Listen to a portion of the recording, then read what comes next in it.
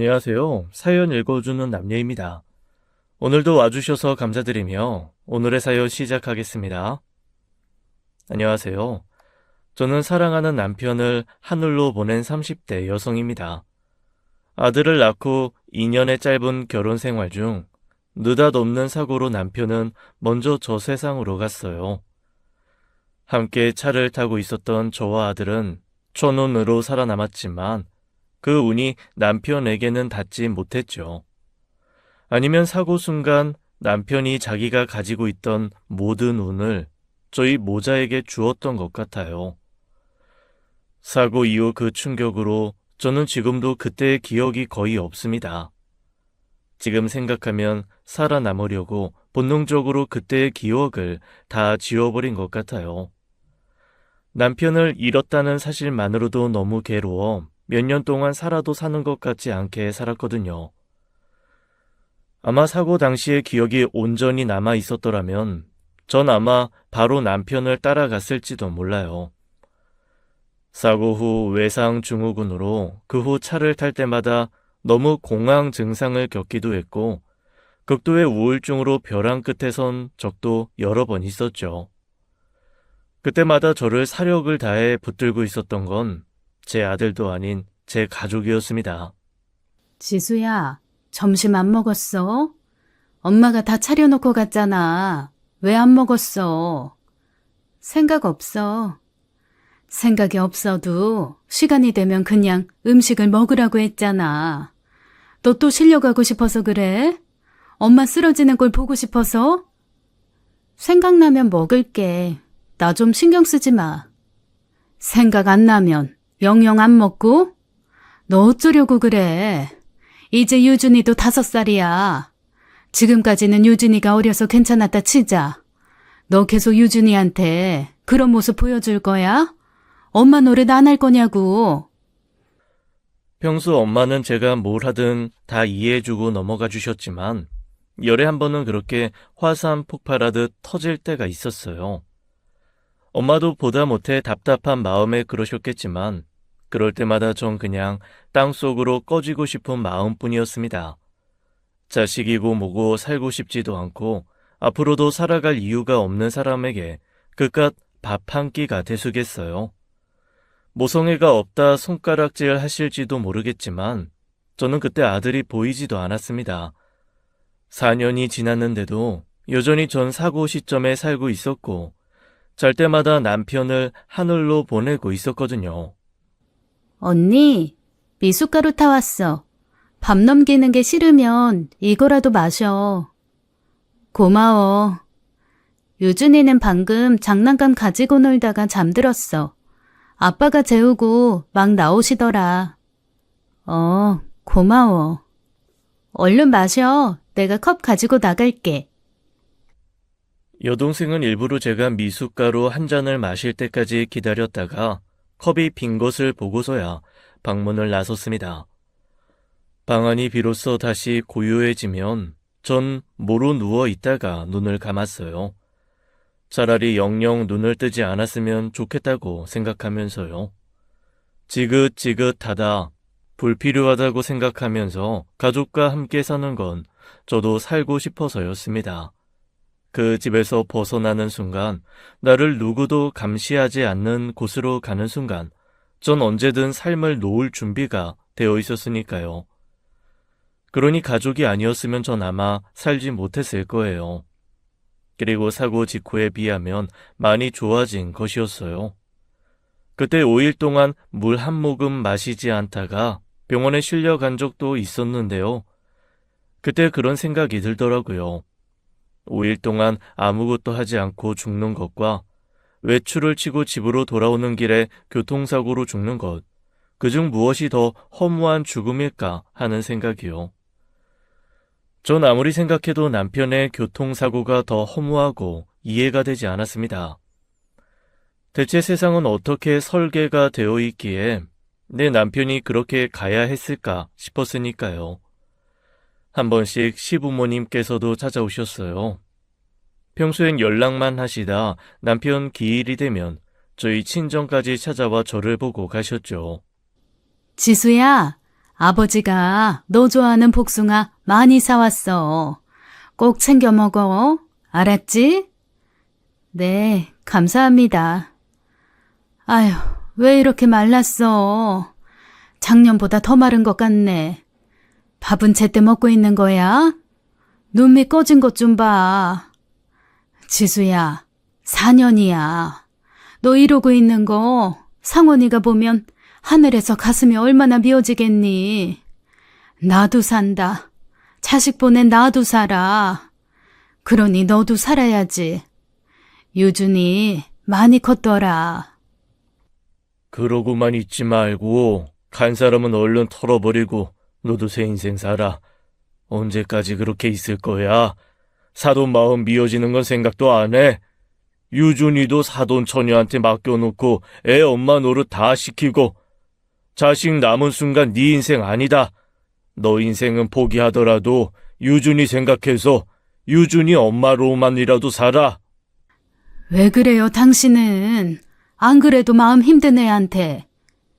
아, 그럼 언제까지 이러고 있을 건데 안 살 거야? 죽기라도 할 거야? 나도 살아, 나도. 지금 유준 애미 너보다 내가 더 죽고 싶은 심정으로 살고 있다고. 벌은 나중에 죽어 내가 다 받으마. 넌 이 악물고 살아라. 어떻게든 살아야지. 그만해요, 그만해. 애 얼굴 보고 싶어서 온 걸 올 때마다 괜히 왔다 싶어. 가요, 가. 아휴, 사돈, 저희 이만 가볼게요. 벌써 가시게요? 저녁이라도 드시고 가세요. 염치 없게 저희가 어떻게 여기서 밥을 먹습니까? 이렇게 지수랑 유준이 볼 수 있게 문 열어주신 것만으로도 감사하죠. 아니, 그럼 조금만 기다리세요. 좀 싸드릴게요. 어차피 우리끼리는 다 먹지도 못해요. 잠시만요. 부산스럽게 오가는 사람들 속에서 저는 그저 눈물만 뚝뚝 흘렸습니다. 여동생이 와서 눈물을 닦아주었고 시부모님이 갈 때까지 그저 망부석처럼 앉아만 있었죠.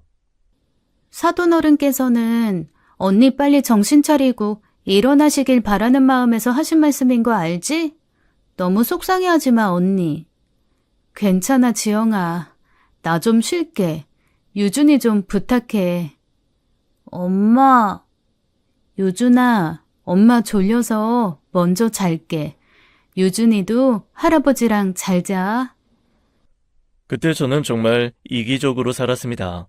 하지만 남편의 기일에 단 한 번도 납골 땅에 가보지 못할 정도로 그 일이 저한테는 너무 버겁더라고요. 이 세상에 사랑하는 일을 떠나보낸 것이 비단 저뿐만은 아닐 텐데 다른 사람들은 대체 어떻게 그걸 버티고 살까 싶었습니다. 그러다 저도 별 수 없이 정신을 차리게 되는 계기가 생겼어요. 어쩌면 그 전부터 그런 계기는 많았는데 4년이란 시간이 흐르고서야 그런 것들이 눈에 보였던 것일지도 모릅니다. 화장실에 가려고 방에서 나온 어느 날이었어요. 여동생의 방에서 격양된 목소리가 들리더군요. 그래서 또 결혼 못하겠다고 한 거야? 임지영, 너 어쩌려 그래? 너 그러다 정원이 놓치면 나중에 네 언니 원망하려고 그래? 언니가 가지 말랬어? 언니가 너더러 유준이 파달랬냐고. 잔말 말고 날짜 잡아. 어떻게 그래? 언니 저러고 있는데 나까지 시집 간다고 나가버리면 엄마 혼자 언니 감당 가능해? 유준이까지 볼 수 있냐고. 그럼 네 언니도 저러고 살고 있는데 너까지 힘들게 사는 꼴을 나보고 보란 말이야? 지수, 유준이 다 내가 챙겨. 나도 있고 아빠도 있는데 뭐가 걱정이야. 정원이 기다릴 만큼 기다렸어. 2년 전에 결혼 없고 이번에도 안 한다고 하면 너 아주 그 집의 태역주인 되는 거라고. 내가 알아서 해. 여동생은 저 대신 제 아들을 돌보느라 결혼도 한번 미룬 상황이었습니다. 저는 그것도 모르고 있었어요. 결혼할 상대가 있다는 것만 알았지 그 이상은 생각지도 못한 거였죠. 저는 저 때문에 여동생이 자기 삶도 미루고 있다는 걸 알고 깜짝 놀랐습니다. 게다가 식구들이 모두 집을 비운 날 여동생 방에서 아들이 그린 그림을 보게 되었어요. 그런데 아들이 그린 웃는 가족들 사이 구석에 검은색 그림자처럼 놓인 사람을 보고 가슴이 철렁 내려앉았습니다. 저는 아들에게 마치 집안의 어둠이나 그림자가 된 것 같았죠. 나 혼자도 모자라 내 아들까지 식구들에게 맡기고 이건 좀 아니다 싶다는 생각을 그제야 하게 된 것이었어요. 이제 내 인생은 내가 알아서 하겠다. 그렇게 나서고 싶은데 그 첫걸음이 너무 어려웠습니다. 그때 여동생이 제게 넌지시 제안을 하더라고요. 언니, 나 이 앞에 카페 하나 차려볼까 하는데 나랑 카페 안 할래? 카페? 갑자기? 나 전부터 카페 하고 싶다고 했었잖아. 회사 그만두려는 건 아니고 아르바이트생 써서 작은 프랜차이즈 카페 한번 해볼까 싶어. 물론 나도 나가겠지. 근데 회사 다니면서 하기 쉬운 일은 아니니까 언니가 좀 봐주면 좋겠다 싶어서. 아, 그래? 물론 언니가 힘들다고 하면 안 해도 돼. 억지로 해달라는 게 아니라 남한테 맡기는 것보다는 낫지 않나 싶어서. 생각 좀 해볼게. 정말? 생각해볼 거야? 바로 결정하긴 좀 힘들 것 같네. 알았어. 그럼 생각해봐. 꼭이야. 동생은 제가 바로 거절할 거라고 생각했는지 호들갑을 떨며 나가서는 엄마한테 이야기하더라고요. 제가 하겠다고 했다면서요. 저는 그게 첫걸음이어야만 했습니다. 정말 삶을 끝낼 생각이 아니라면 제 가족과 아들을 위해서 언제고 일어서야 했어요. 제가 빨리 일어서야 제 가족들도 덜 힘들 테니까요. 하지만 막상 세상에 다시 나가려니 너무 두려웠습니다. 하나부터 열까지 아무것도 모르는 3살 어린 아이가 된 것 같았어요. 그도 그럴 것이 무려 4년이었습니다. 4년 동안 병원이 아니면 외출을 해본 적이 없어요. 우울증 때문에 다니던 정신과도 차를 탈 때마다 오는 극심한 공황 증세에 갈 수가 없을 정도였죠. 한동안 잠잠했는데 제가 다시 숨을 가쁘게 몰아쉬고 고통스러워하자 엄마는 처음으로 제 뺨을 후려쳤습니다. 여동생이 놀라 달려왔지만 엄마는 이성을 잃은 것 같았죠. 두 손을 제 목을 조르며 소리치는 거예요. 그래, 그냥 같이 죽자.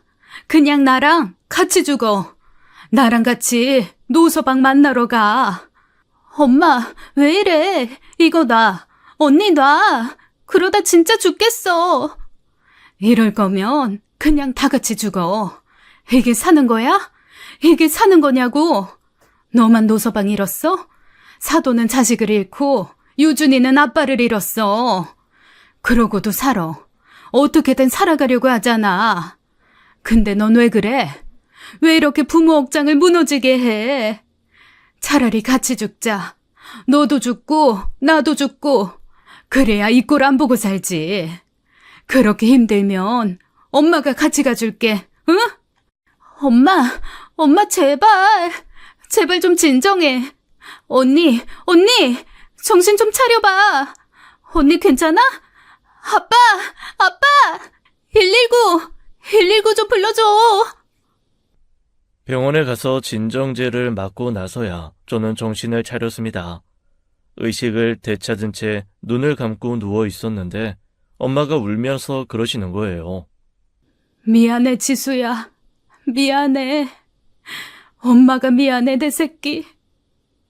어차피 이대로 죽느니 만도 못하게 사나 밖에 나갔다가 공황 증상으로 숨이 넘어가나 똑같았습니다. 죽을 것 같지만 절대 죽지 않는다. 그 생각 하나만 붙들고 살아보자. 그렇게 마음먹은 거였어요. 카페 오픈을 준비하는 동안 저는 용기 내어 세상에 첫 발을 디뎠습니다. 바리스타 학원에 가서 커피도 배우고 엄마와 함께 마트에 가서 장도 봤어요. 아들 어린이집 차량을 마중 나가기도 하고 아들과 키즈 카페도 가봤죠. 아들이 5살이었는데 아들과 처음 하는 게 정말 많았습니다. 아들은 처음에 제가 배웅해주는 등굣길을 어색해하고 저와 손잡고 가는 키즈 카페를 낯설어 했지만 차츰 밝은 웃음을 보여주더라고요. 유준이 담임 선생님이 그래. 요즘 유준이 웃는 날이 많아졌대. 부쩍 엄마 얘기를 많이 하던데 어머님 건강이 좋아져서 다행이라더라. 그래? 유준이가 더 밝아졌다니 다행이네. 엄마 아는 사람들도 다 난리야. 너무 보기 좋다고. 너 웃는 게 유준이랑 똑 닮았다더라. 지수야, 이렇게만 살자. 더도 말고 덜도 말고 딱 이렇게만 살아. 얼마나 좋니? 요즘만 같으면 엄마는 바랄 게 없어. 아닌 게 아니라 제가 밖으로 나오게 되면서 부모님께서도 많이 변하셨습니다. 표정도 밝아지셨고 습관처럼 쉬던 한숨도 줄었죠. 저도 정말 많은 노력을 했어요. 사람들을 만나면 환하게 웃었고 혼자 있을 때에도 실없이 습관처럼 웃으려 노력했습니다. 특별히 행복하거나 웃긴 일이 있지 않더라도 소리내어 웃으면 뇌가 착각한다는 이야기를 들었거든요. 그게 통한 건지 정말로 차차 괜찮아지는 것 같더라고요.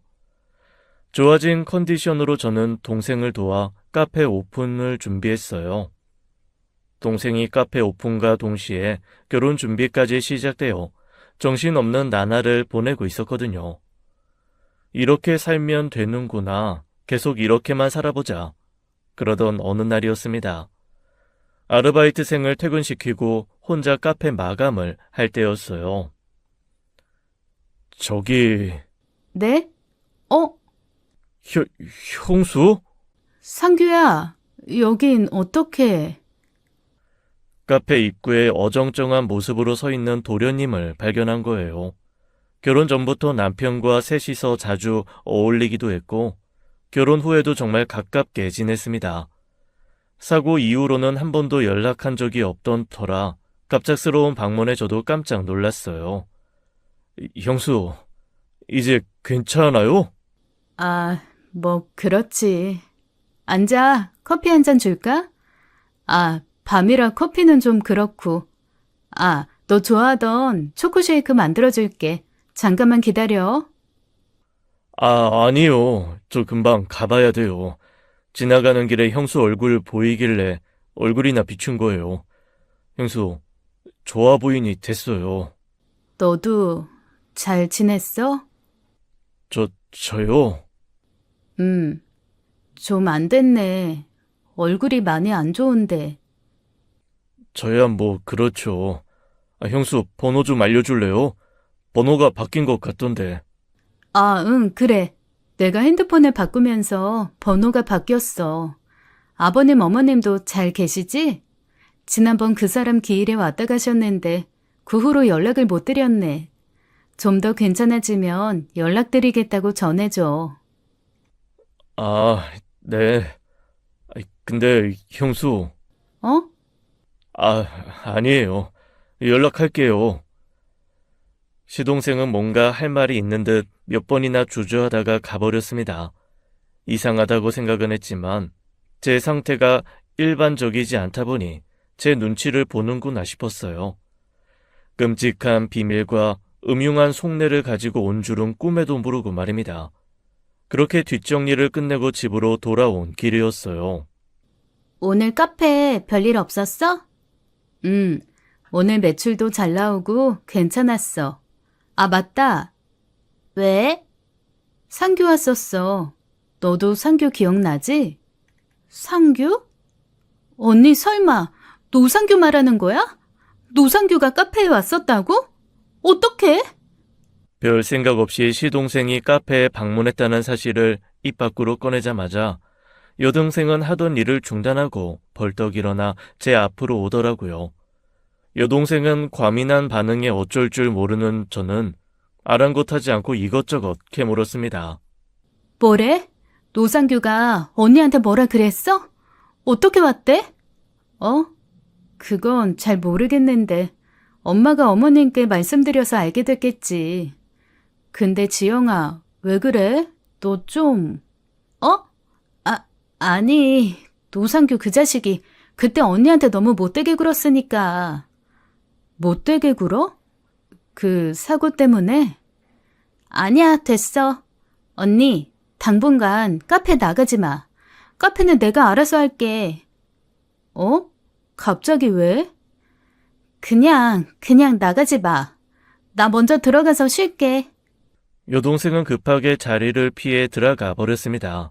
그때는 여동생이 제가 잃어버린 기억 속 시동생과의 불화를 언급하지 않으려고 하는 줄만 알았어요. 어떻게 보면 저랑 함께 사고가 났으니 시동생도 속상한 마음에 형의 죽음을 제 탓이라고 생각했을 수도 있잖아요. 그 일로 뭐 얼마나 제게 못되게 굴었는지 기억은 나지 않지만 여동생이 그렇게까지 반응하는 걸 보면 보통 갈등은 아니었던 것 같더라고요. 그래도 공과 사는 구별해야 하지 않나 싶어 다음날 출근하려는데 이번엔 엄마가 잡더라고요. 지수야, 유준이 데려다 주고 바로 집으로 들어와. 카페 가지 말고. 어? 엄마까지 왜 그래? 상규 왔다는 얘기 때문에 그래? 괜찮아. 표정도 괜찮고 나한테 해코지 하려고 하는 것 같지도 않았어. 시간이 많이 지났고 상규도 그때는 속상해서 그랬겠지. 우애가 얼마나 좋았는데. 그러자 엄마는 기가 막히단 표정으로 뭐라고 말을 하려다 됐다 싶은지 입을 다시 다물었어요.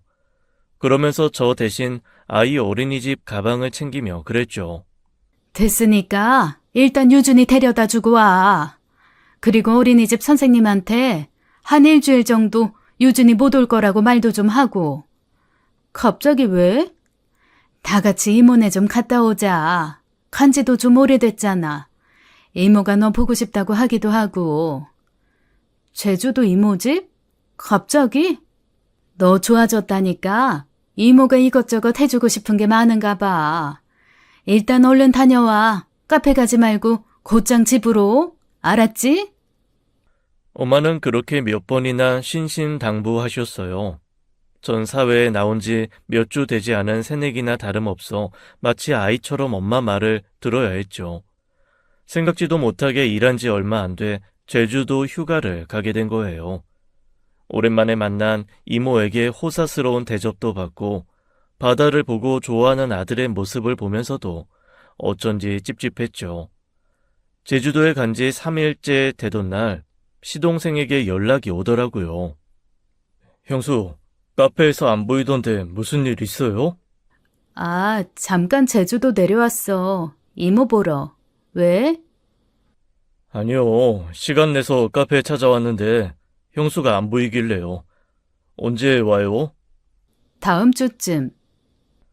그럼 와서 연락 좀 해줘요. 시간 내서 얼굴이나 제대로 보게. 알았어. 그때였습니다. 갑자기 여동생이 저를 빤히 쳐다보며 묻더라고요. 누구야? 어? 아니, 친구. 친구 누군데? 경미 근데 너 왜 그래? 안 하던 짓을 하고. 노상규 아니지? 아니야. 그리고 상규면 뭐. 상규 이제 나한테 나쁜 말 안 한다니까. 하지 마. 상규 그거 양심이 있으면 언니한테 절대 연락 못 해.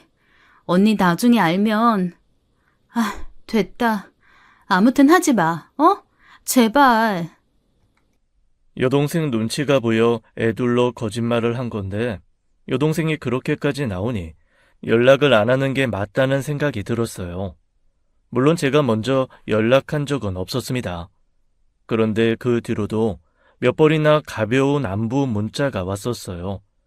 한두 개는 무시하고 하나 정도는 간단하게 대답하던 차였죠. 그런데 그걸 또 여동생이 알게 된 거예요. 언니, 이거 뭐야? 왜 자꾸 노상규한테 연락이 오는 건데? 어? 아니, 그냥 한 번씩 안부 문자 오는 거야. 그렇다고 아예 무시할 순 없잖아.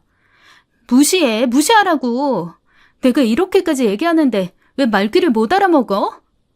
지영아, 너 좀 과하다는 생각 안 해? 지나간 일이잖아. 언제는 나보고 지나간 일에 얽매이지 말고 미래를 보고 살자며. 상원 씨 그렇게 되고 괜히 화풀이 할 곳 없으니까 나한테 좀 뭐라고 했을 수도 있지. 난 그거 다 화풀이를 어떻게 해, 그 새끼가. 그것도 감히 언니한테. 뭐? 언니, 그 새끼는 지영아. 여동생이 참기 힘들다는 듯 뭔가 토해내려던 순간이었어요. 갑자기 엄마가 다급하게 여동생 앞을 막아서는 겁니다. 그제야 여동생도 정신을 차린 듯 입을 꾹 다물었죠.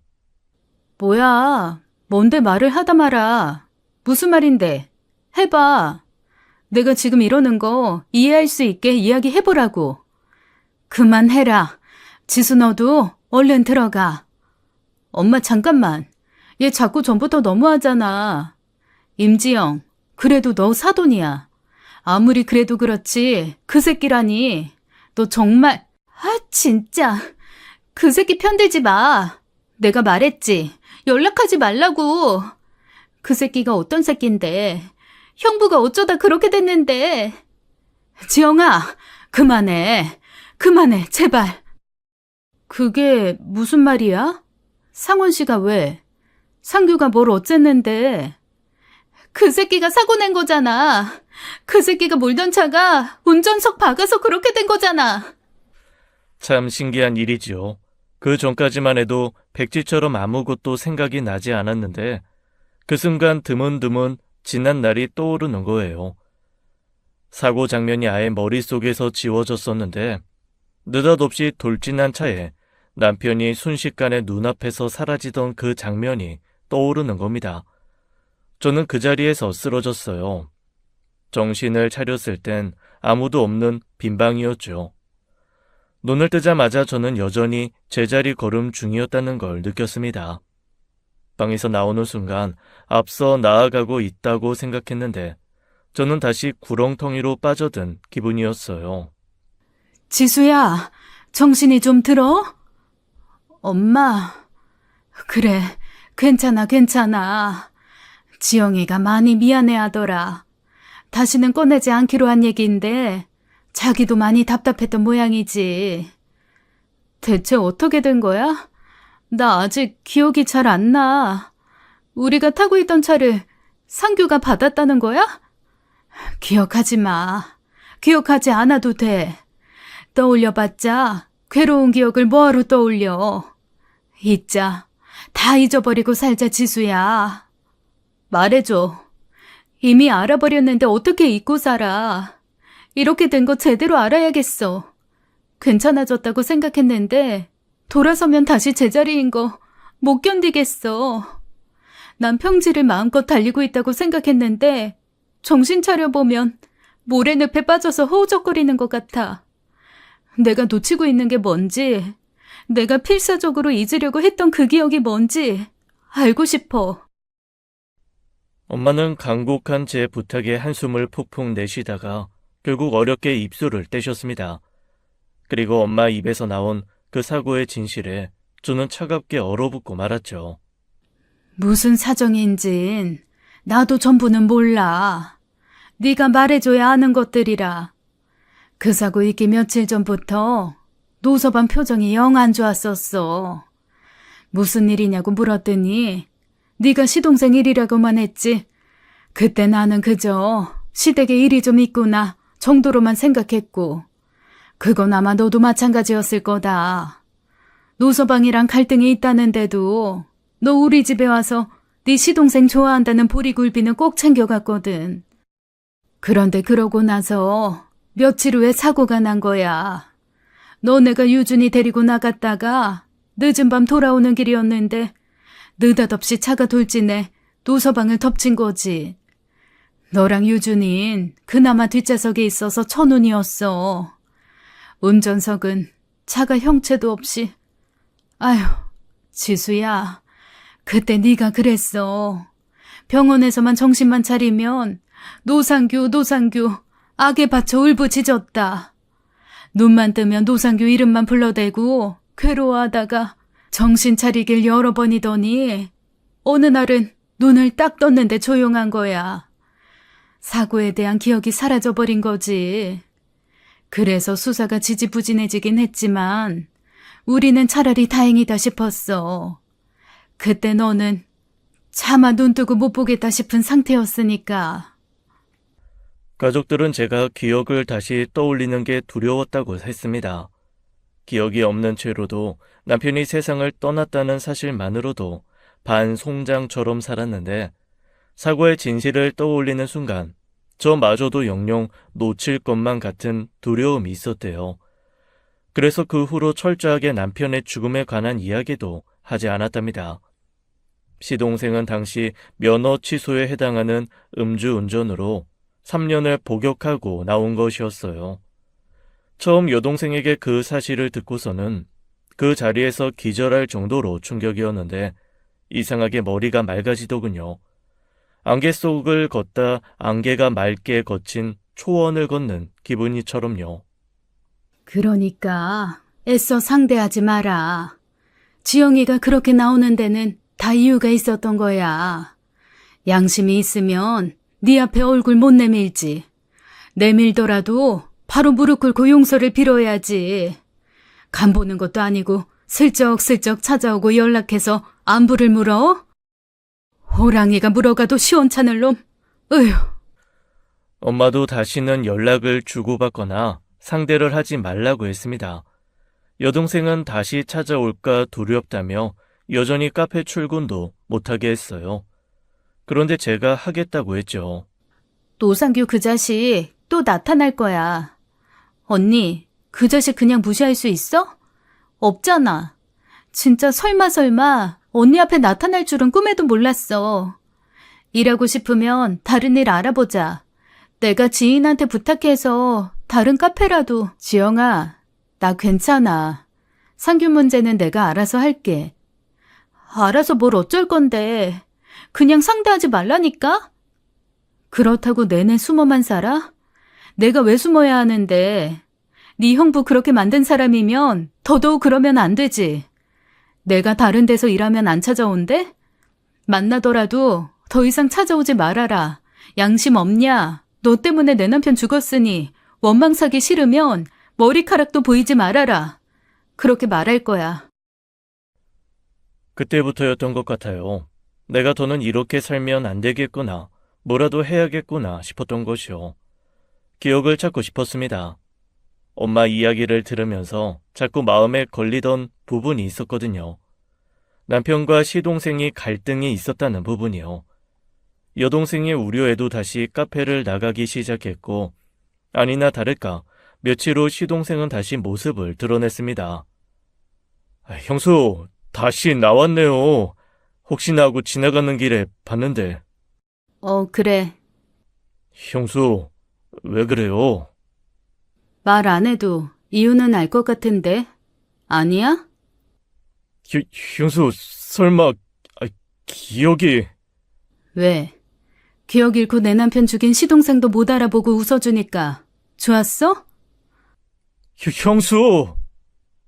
상규야, 모르면 모를까? 내가 알게 돼버렸으니 너 얼굴 이제 못 보겠다.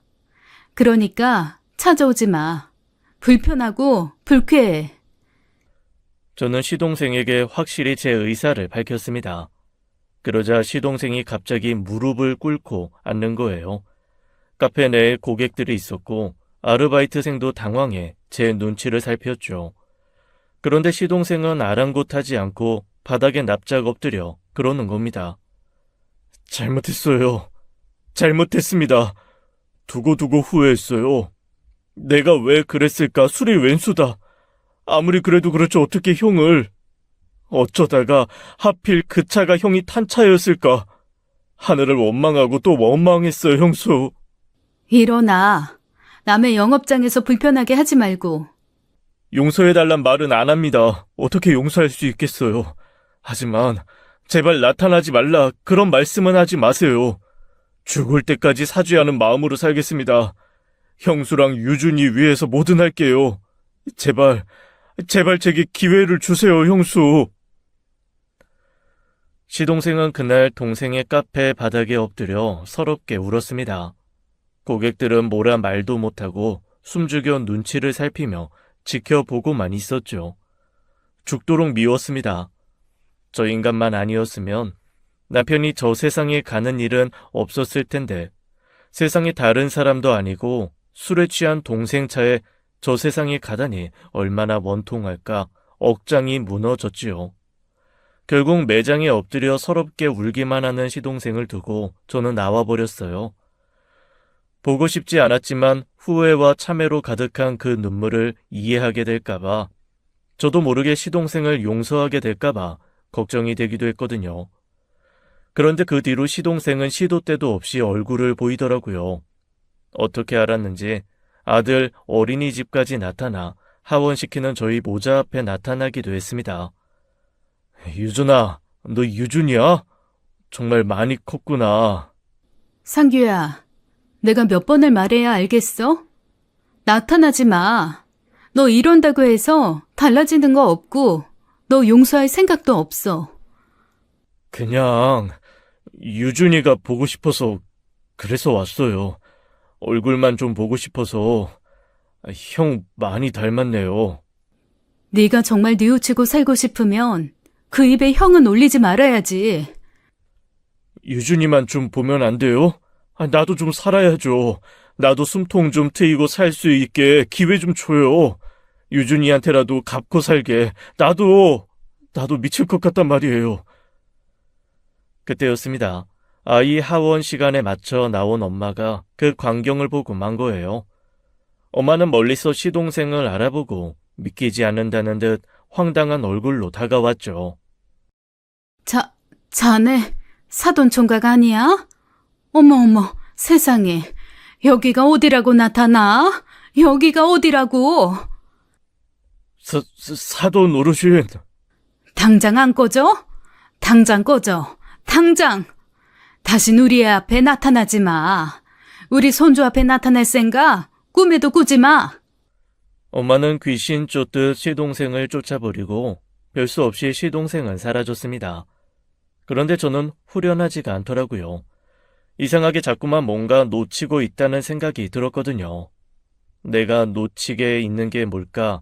여러 날 고심하던 전 처음으로 남편이 있는 납골 땅에 가봤습니다. 안 가던 곳에 가면 괜히 걱정을 끼칠까 싶어 집에는 말도 하지 않고 어렵게 나선 길이었어요. 물론 쉬운 일은 아니었습니다. 그곳까지 택시를 타야 했는데 차에 오르기도 전부터 식은땀이 났으니까요. 그렇게 처음으로 남편을 찾아갔어요. 저 세상 가고 나서 한 번도 만나러 오지 않았던 저를 원망했대도 어쩔 수 없었죠. 그 사람의 죽음을 인정하는 것만큼 제게 힘든 일은 없었으니까요. 상원 씨, 나 왔어. 조심스레 4년 만에 인사를 건넸지만 돌아오는 답은 없었습니다. 저 작은 단지 안에 내 남편이 들어있다는 것을 몇 번을 봐도 받아들이기 힘들 것 같더라고요.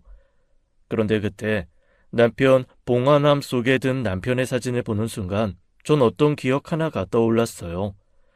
남편이 사진 속 그 옷을 입고 있었던 날이었죠. 그때 남편은 굉장히 불쾌한 얼굴로 퇴근했었습니다. 왜 그래? 회사에서 무슨 일 있었어? 아니야. 상규 때문에. 상규? 도련님이 왜? 이 자식이 사고 제대로 쳤어. 아버지 어머니 아시면 난리 나실 텐데. 왜? 무슨 일인데 그래? 아니야, 내가 알아서 할 일인데 당신은 신경 쓰지 마. 유준이는? 오늘 내내 열이 안 떨어져서 병원 가야 하나 했는데 마침 열이 뚝 떨어져서 잠들었어. 고생했네. 저녁 준비 못했지? 기다려, 내가 해줄게. 그건 희미하지만 확실한 기억이었어요. 남편이 시동생이 친 사고로 골치 아프다고 했었고 별일 아닌 것처럼 굴었지만 그게 아닌 것 같다는 생각은 했었어요. 남편 성격에 어지간한 일은 웃어 넘기거나 대수롭지 않게 생각했는데 그 사람이 그렇게 심각한 표정으로 이야기한 걸 보면 대단한 문제였던 거죠. 아니나 다를까 며칠 후 남편은 자다 말고 한밤중에 안주도 없이 술을 마시고 있었어요. 왜 그래? 상규 문제 심각한 거야? 돈 좀 빌려달래. 돈? 갑자기 무슨 돈? 도박을 했다나 봐. 아버지가 상규 앞으로 살라고 둔 오피스텔 그거 건드려서. 뭐? 아니, 그게 말이 돼? 어차피 그거 아버님 명의인데 어떡해? 상규 그게 아빠 명의 휴대전화 쓰고 있잖아. 그래서 그게 쉬웠나 봐. 나도 잘은 모르는데 원래 그거 팔아서 반씩 나눠 우리 결혼할 때 보태주신다고 한 거. 우리 급한 거 아니라서 그냥 거절했었잖아. 상규 이사 문제도 있고 해서 번거로워서 거절한 건데 이럴 줄 알았으면 받을 걸 그랬어. 아니, 그래서 어쩌자고. 우리가 빌려서 해결할 수 있는 돈도 아니잖아. 말은 한 3천 빌려주면 자기가 어떻게 메꿀 수 있다는데 말이라도 확실히 해주면 모르겠는데 확실히 하지도 않고 다 잃은 것 아닌 것 같아. 3천만 있으면 해결된다는 걸 보면. 뭐? 아니야, 잠깐만. 아무래도 이상하지. 오피스텔에 담보대출까지 받아서 도박을 했는데 그깟 3천으로 해결이 된다고 했다고? 아무래도 이상해. 더 하려고 하는 거 아니야? 왜 도박하는 사람들 한 번만 더 하면 될 것 같고 그래서 더하고 그러다 수렁에 빠진다잖아. 설마 상규 그 자식이 그렇게까지 생각이 없으려고. 아니야, 여보. 일단 주지 말고 잘 달래서 이야기 좀 해봐. 그러다 호미로 막을 거 가래로도 못 막아. 남편은 제 말을 듣고 아무래도 그런 것 같다면서 일단 신중하게 생각해 보겠다고 했었습니다. 그때 기억이 선명하게 떠올랐는데 그 이상은 떠오르지 않더라고요.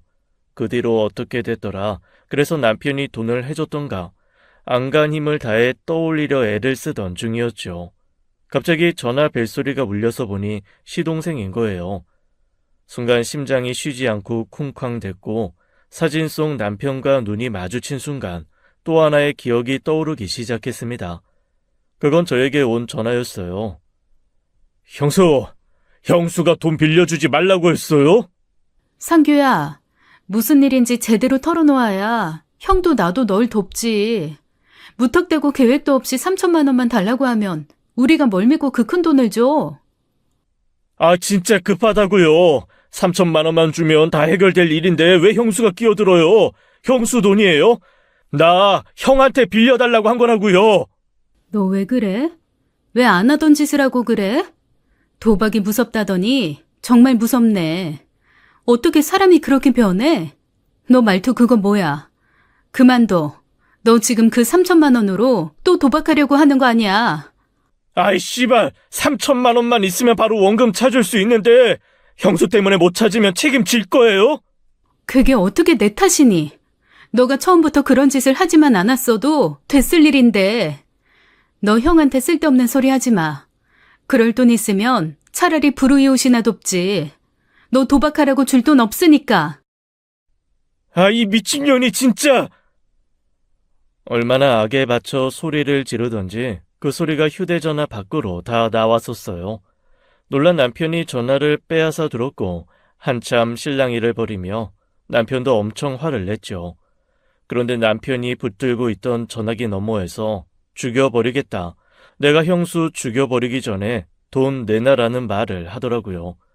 놀란 저희 부부는 서로 바라보며 눈을 마주치지 못했습니다. 남편과 다르게 유흥을 좋아하고 활동적이긴 했지만 그런 모습을 보인 적은 한 번도 없었어요.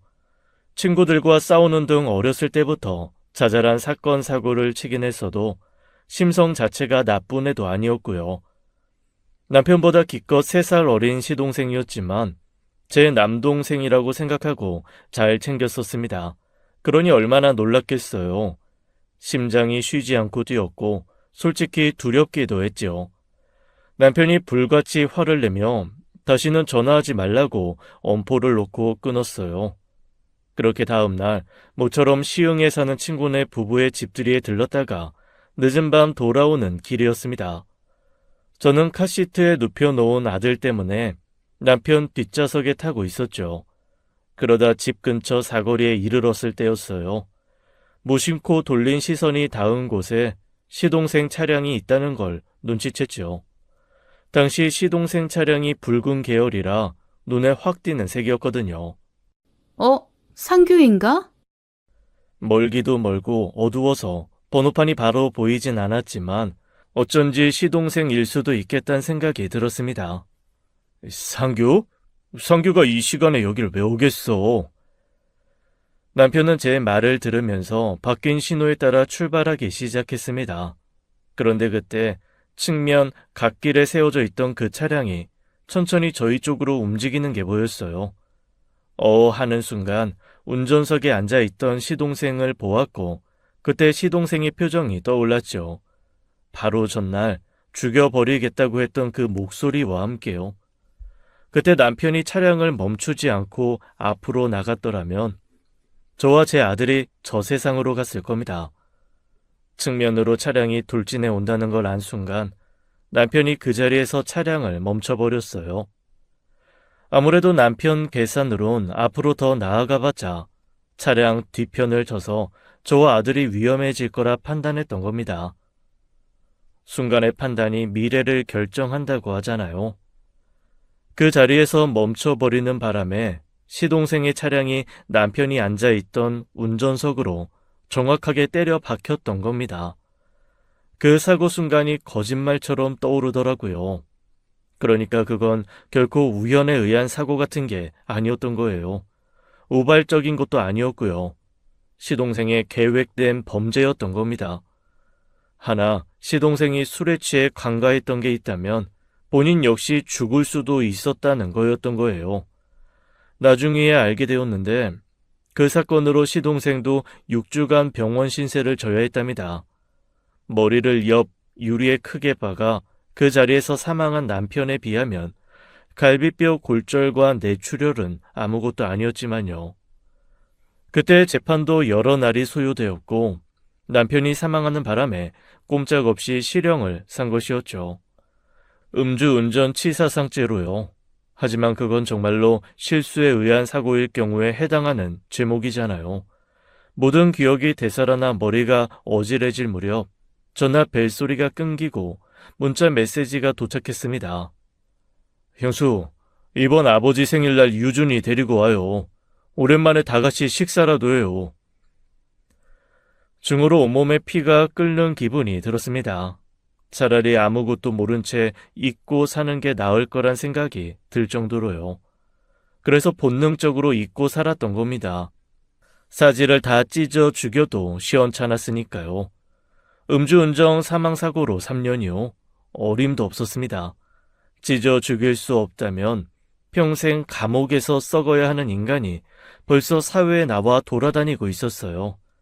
그건 분명 계획된 일이었습니다. 우발적인 범죄라고 볼 수도 없었죠. 제가 돈을 빌려주지 않는다고 죽여버리겠다고 분명히 말했으니까요. 확실히 저를 노렸던 범죄였고 적을 죽이려고 했던 사람이 아무렇지 않은 척 내 앞에 나타난 거예요. 시동생의 태도는 진심으로 보기 어려웠습니다. 그럼 애초에 제 앞에 나타나지도 못했을 거예요. 전 고민 끝에 그 시아버님 생신 식사 자리에 참석했죠. 뭐라도 해야겠다는 생각이 들었거든요. 여기까진 안 와도 되는데 제가 어떻게... 상규가 초대를 해서요. 상규가? 괜한 짓을 했구나. 안 그래도 힘든 사람을... 제발 정신 좀 차리고 살라던 아버님께서는 어쩐지 쩔쩔매고 계셨습니다. 아마 저희 엄마로부터 제가 사고 전말을 알게 됐다는 소식을 들었을 거예요. 아무리 큰 아들을 죽게 만든 사람이어도 아들은 아들이라고 남은 자식 하나 챙겨보려고 하는 것 같았습니다. 물론 두 분도 사고 전말을 100% 알고 계신 건 아니었어요. 엄마 말로는 당시 오피스텔 도박건으로 괴로워하던 시동생이 술을 마시고 사고를 냈고 하필 그때 우연히 저희가 타고 있던 차량을 박아 사고가 난 것으로 결론이 났다고 하더라고요. 누가 봐도 이상한 것 투성이었는데 작은 아들이라도 살려보려던 시부모의 잘못된 사랑과 저라도 살려보겠다고 애간장을 녹이던 저희 부모님의 조바심이 그런 결론을 내게 한 거였습니다. 제가 사고에 대한 그 어떤 증언을 할 수도 없는 상황이었으니까요. 식사는 잘했어요. 유준이도 데리고 오라니까 왜 안 데리고 왔어요? 열이 좀 있어서. 애들은 자주 아프다더라고요. 응. 근데 형수, 어? 그때 썼던 핸드폰 있잖아요. 사고 전에. 그거 아직도 가지고 있어요?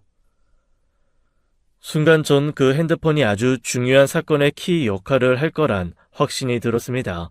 물론 조바심이 이를 그르치게 하곤 하는데 시동생은 마음을 졸이다 실수를 한 거였어요.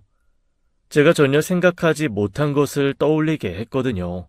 핸드폰? 글쎄, 없을 거야. 사고 나면서 망가졌다고 아버지가 바꿔왔거든. 근데 왜? 뭐 중요한 거라도 있나? 아, 그래요? 그때 있잖아요. 사고 나기 1년 전쯤인가. 형수 유준이 뱃속에 가졌을 때 다 같이 이 근처 계곡 가서 찍은 사진. 그게 나한테 없더라고요. 있으면 좀 보내달라고 하려고 했지. 아, 나도 그 사진은 없네. 전에 핸드폰에만 넣어놨어서. 아쉽네요. 신경 쓰지 말아요. 그냥 그때 형이랑 되게 재밌었던 기억이 있어서. 저는 집에 돌아오자마자 휴대전화를 찾았습니다. 망가져서 바꾼 게 아니라 그 휴대전화 속에 남편 사진이 너무 많아서 바꾼 거였어요. 보고 싶지 않은데 자꾸 사진첩에 들어가 남편 사진 들여다보고 울게 되는 게 싫었거든요. 그래서 휴대전화를 바꾸고는 사진 한 장도 찍지 않고 지내 4년이 지났는데도 지금 휴대전화가 새 것처럼 말짱했죠. 충전을 시키고 저는 차분하게 휴대전화 속 기록을 훑었습니다.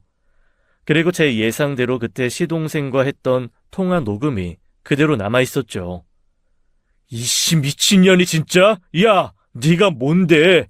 네가 뭔데 나서서 지랄이야? 형수, 이러지 맙시다. 내가 한두 번이래요. 처음이잖아요, 처음. 야, 노상규 너 미쳤어? 어따 대고 욕이야, 욕은. 너 아주 진짜 돌았구나. 나 이거 그냥 못 넘어가. 당장 아버지한테 말씀드리고 말하기만 해. 나 지금 궁지에 몰린 쥐야. 뭐라도 있으면 다 물어뜯어 버릴 상태라고. 내가 가만히 있을 것 같아? 나 아주 형수 죽여버릴 거야. 지금 당장 돈 안 보내면 형수 아주 이 세상에서 사라질 준비하라고 해. 이 새끼가 진짜. 너 다시는 나한테도 네 형수한테도 연락하지 마. 한 번만 더 연락해봐. 어디. 나는 뭐 가만히 있을 줄 알아? 그리고 딱 기다려. 아버지한테 말씀드려서 너 손발 묶어 그놈의 도박 꾼도 못 꾸게 할 테니까. 시동생의 증거를 찾을 생각으로만 녹음 파일을 열었다가 생각지도 못하게 남편 목소리를 마주한 저는 소름을 참을 수가 없었습니다. 그 자리에 엎드려 목 놓아 울었어요.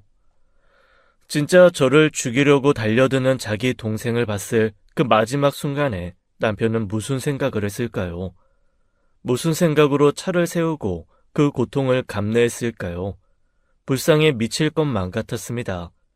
인간이길 포기한 시동생 때문에 억울하고 허무하게 죽은 내 남편과 그런 남편을 잃고 살아야 하는 저와 제 아들의 인생이 너무나 불쌍해서 미칠 것 같았어요. 어떻게든 복수해야겠다 똑같이 죽여버릴 수 없다면 분하지만 법이 허락하는 한에서 확실한 벌을 줘야겠다고 생각했죠. 이걸 가지고 다시 경찰서에 가면 되나 뭘 어떻게 해야 할까 싶었어요. 다행히 제가 전혀 조사를 받을 수 없는 상황이다 보니 당시 사건은 시동생의 음주운전 치상죄만 다뤄줬습니다. 그러니 제가 다시 살인죄를 물어 집어넣을 수 있는 상황이 된 거였어요. 그런데 그로부터 며칠 후 시동생이 찾아온 겁니다. 아이를 등원시키고 돌아오는 길에 마주친 거예요. 오늘 형수랑 가고 싶은 곳이 있어서요. 어디? 형한테요. 형한테. 형수랑 같이 가서 용서 빌고 싶은데 같이 가줄래요? 그런 거라면 너 혼자 가도 되잖아. 형수라도 데려가야 형이 날 좀 더 예쁘게 봐줄까 싶어서. 지푸라기라도 잡고 싶어 그래요. 시동생 말에 저는 잠시 고민하다 준비하고 내려오겠다고 했습니다. 시동생은 잠자코 기다렸고 우린 그렇게 한 차를 타고 남편이 있는 곳으로 향했죠. 그때 저는 호랑이 입속으로 들어간 기분으로 조수석에 앉아 있었어요. 한참 아무 말 없이 달리던 시동생이 갑자기 다른 쪽으로 방향을 틀더군요. 이 길 아니잖아. 형한테 가기 전에 잠시 드라이브라도 할까 해서. 그럴 시간 없어. 근데요, 형수. 그때 형수가 했던 말이 좀 걸려서 궁금한 게 있거든요. 그때 내가 형수 핸드폰 찾았을 때요. 중요한 거라도 있냐고 물었잖아요. 무슨 의미로 한 말이에요? 심장이 터질 듯이 뛰었습니다. 그때 시동생이 제게 섣불리 지난 핸드폰에 대한 이야기를 해서 실수한 것처럼 저도 시동생의 목적을 간파하고 있었다는 신호를 보낸 셈이었어요. 애둘러 변명하려던 저는 그냥 간두었습니다. 그러자 시동생도 다 알고 있었다는 듯 피식 웃더라고요. 형수, 저요. 3년 동안 진짜 힘들었거든요. 근데 또 뭐, 한편으로는 편하기도 했어요. 그때 내가 딱 중독이 되던 차라, 뭐 어떻게든 감방 한번 가긴 갔었을 것 같기도 하고. 근데요, 내가 진짜 억울한 건 하나 있어요. 그때 진짜 대박 찬스였거든. 그때 3천이면 3억이 되는 아주 짜릿한 한 방이 있었거든.